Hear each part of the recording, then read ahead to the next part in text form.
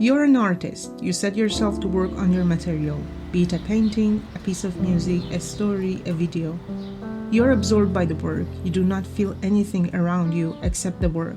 Your ears do not hear the sounds from the street. Your eyes do not see the slow darkening of the sky. The world is you and the work. Everything else is blurred out. The spotlight of your attention is fully on the work. Your basic needs do not call your attention. It is as if all your senses and all your bodily functions are on that single piece of work. Time freezes when you are in the zone. Perhaps your breathing is faster than usual. If someone checks your heartbeat, your heart is working faster than usual. Most probably your blood pressure is higher than usual. Your all awareness, your all sensitivity. When you come to yourself, it is past dinner time. You have reached a dead end. You get stuck in a section of this story. A part of the landscape does not come out right on the canvas. You find it impossible to answer the problem you have encountered in your research. The feeling of joy is replaced with defeat. The basic needs call your attention. The stomach is growling. Your muscles are so sore as if you were in a sports competition for the whole day. Enough for today. You leave the room. You need to rest. Perhaps you go for a walk to get some fresh air and something to eat. Or perhaps you decide to watch a movie in bed. Or call your friend and listen to her complaints about life. Whatever you do is absolutely irrelevant to your work. It is a moment of relaxation. You let your attention be drifted away by anything that is not work-related. Your awareness is so far from your work at that moment, but it is not the end of the day for your mind. In that moment of relaxation, suddenly an idea flashes in your mind like a spark of lightning coming out of nowhere. That's it. You have the answer. You take notes before it evaporates to where it came from. You are filled with joy. At that moment, you are a god admiring your creation. This was a short description of what happens when a person engages in the creative process. In the moment of the creative act, the artist is fully engaged, fully immersed in his material. Rollo May, the existential psychologist, calls this a state of heightened awareness intense encounter. Encounter means being absorbed in the material.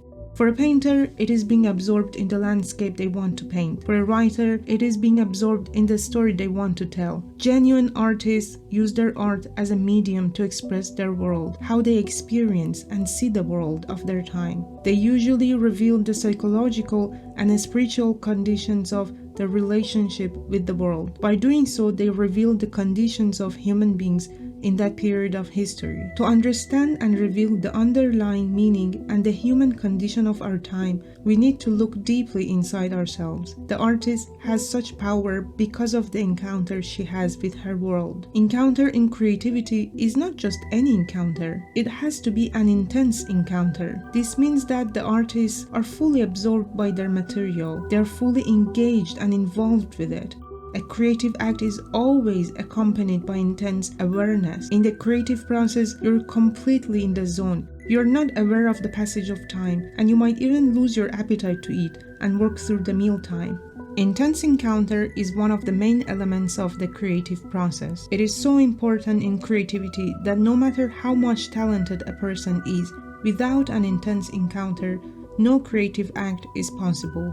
Creativity is not about talent, although having a bit of it can help, but it is about an intense encounter. There are many talented people who do not produce anything creative because they do not immerse themselves in their material. One important thing about the intense encounter is that it should not be confused with losing your consciousness limitations by intoxication. The problem with intoxicated encounter is that it gives you the illusion that you are producing something amazing, but most often it is not true. Like when you are drunk and start singing and you feel that you have an amazing voice for singing, but the day after you cannot even get yourself to watch the videos of the night before of your singing singing because it was so terrible and embarrassing. So the intense encounter needs the totality of the person. All parts of you need to come together to encounter the material. Rollo May says, creativity is not an irrational act like the one done in an intoxicated state, but rather it is suprarational, as it brings together intellectual, volitional, emotional functions into play together. But intense encounter is not everything either. There is another important element in the creative process: relaxation. There is a correlation between intense encounter and relaxation. The idea is that the answer to a problem or a novel idea usually pops up in the mind in times when you are not so focused on work. For example, in a dream, or when you are taking a walk after a long day of focus, or any other relaxing activity. But this is only possible if you had already an intense encounter with your material. The idea is that when you have an intense encounter with your material and you are so focused on it for a time, and then you leave it alone and do some playful and relaxing activity, the unconscious mind keeps working on the material you send to it. And then the response that your conscious mind could not think of comes up from the depths of your mind.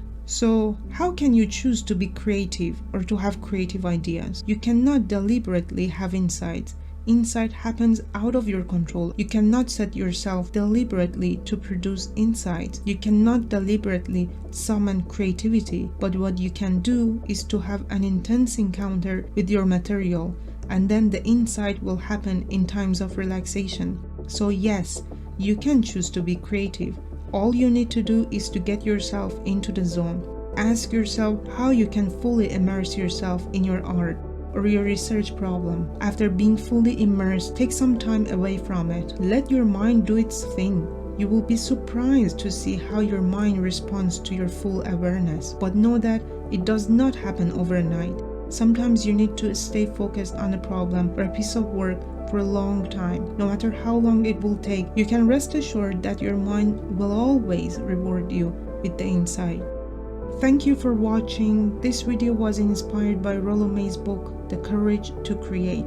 It is an amazing book filled with insight, and I highly recommend it.